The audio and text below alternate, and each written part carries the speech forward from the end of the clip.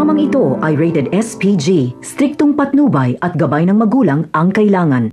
May gagawing operasyon sila Amanda pero mabubulilyaso sila kaya maiipit sila ng mga kapulisan. Mapapaikutan sila nila Agustus at Rigor kaya wala na silang takas. Sisiguraduhin ni Agustus na mapapatay niya na si Supremo. Pumasok sa loob ng tindahan sila Amanda at hinostage nila ang mga tao doon. Ito na lang ang paraan para mabuhay sila.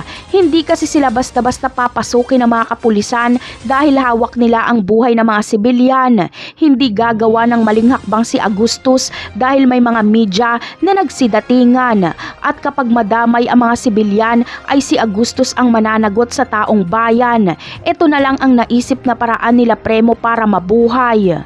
Samantala, mapapanood nila Tanggol sa balita ang kasalukuyang hostage taking.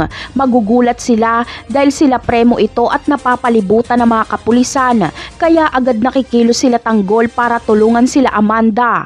Haharapin nila Tanggol ang kapulisan at itatakas nila sila Supremo. Sana ay mabaril na naman ni Tanggol si Rigor. Sa kabilang banda naman ay dahil pinaiimbestigahan ni David si Atty. Vera ay iimbestigahan din siya nito.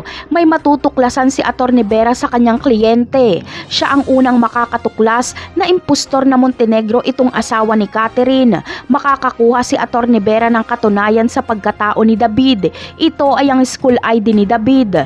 Ngunit makakarating kaya kay Ramon ang matuklasang ito ni Atty. Vera o agad siyang mapapatahimik ni David? Yan ang aabangan natin sa mga susunod na episode.